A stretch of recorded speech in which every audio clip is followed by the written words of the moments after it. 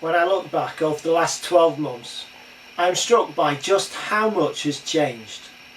12 months ago I was preparing, along with lots of other people, for my role as Pharaoh in Nuttall's production of Joseph. For the two performances, the church at Nuttall was absolutely packed, people standing and even spilling out of the room. This year, that same church building will be standing empty. There have been lots of changes in the circuit and churches over these last 12 months. Sue's call to the chaplaincy has led to substantial changes across the circuit. There will almost be certainly more to come following the circuit merger. My family and I have also lived through substantial changes over these last 12 months, through my father's illness and subsequent death. I know many others have had to face similar pastoral upheaval and sadness over the last year. And of course, for the whole country, indeed for huge swathes of the world, our whole way of life is changing, at least for the next few weeks and months. For many of us, this is the most significant change in the shape of our lives ever. For others who have lived through a world war or perhaps some other dramatic event, a time of isolation is still going to be incredibly difficult. And of course the church as an institution is not immune from these changes. Services are now cancelled. We are even cancelling all of our meetings, which for us Methodists really does suggest these are unprecedented times. So what does the gospel have to say about where we find ourselves today? About this turbulent time of bewildering change? This Sunday, alongside being Mothering Sunday, is also the fourth Sunday in Lent. The set gospel reading for this Sunday comes from John 9, the story of the man born blind. John chapter 9.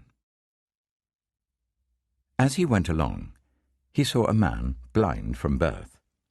His disciples asked him, "Rabbi, who sinned, this man or his parents, that he was born blind?" "Neither this man nor his parents sinned," said Jesus, "but this happened so that the works of God might be displayed in him. As long as it is day, we must do the works of him who sent me. Night is coming when no one can work. While I am in the world, I am the light of the world." After saying this, he spat on the ground, made some mud with the saliva, and put it on the man's eyes. "Go," he told him, "wash in the pool of Siloam." This word means sent. So the man went and washed, and came home seeing.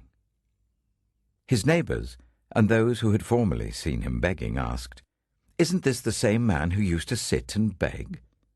Some claimed that he was. Others said, "No, he only looks like him." But he himself insisted, "I am the man." "How then were your eyes opened?" they asked.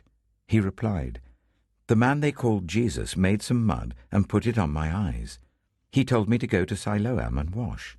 So I went and washed, and then I could see." The opening words of this passage say, "As he walked along, Jesus saw a man blind from birth." This is the first miracle in the story. Here is a man not only blind, but of course invisible. How many years had it been since another human being had truly turned their face towards this man? But Jesus, who of course had places to go and things to do, actually looked at him. Jesus saw the hurt and disappointment of a life lived in dependence and anonymity.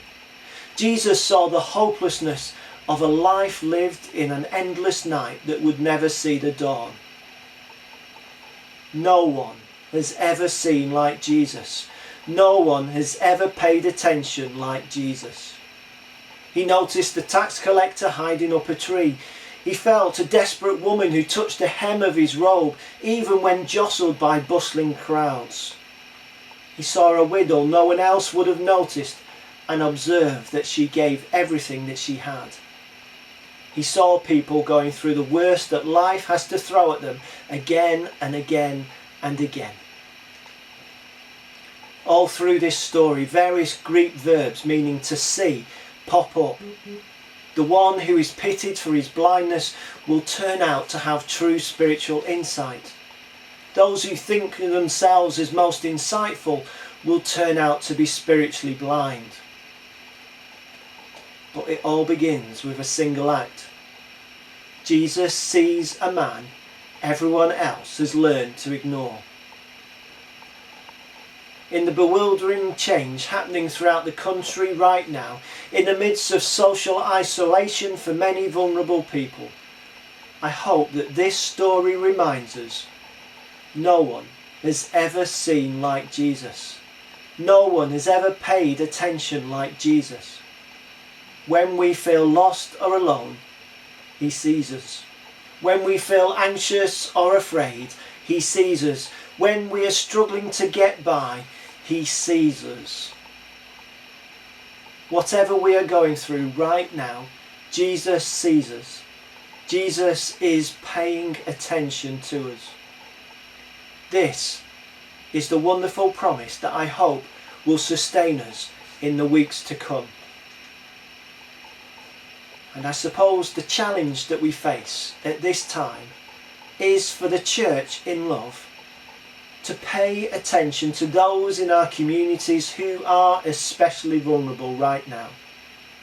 We might not be able to see people face to face for a little while, but we can still pay attention through phone calls and offers of help. Our church buildings may be closed for a little while, but I know already from the many offers to help I've received this week that the Church of Jesus Christ is very much open and alive and paying attention.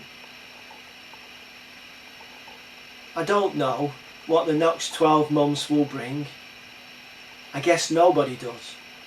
But I know this: we will not be facing them alone. Amen.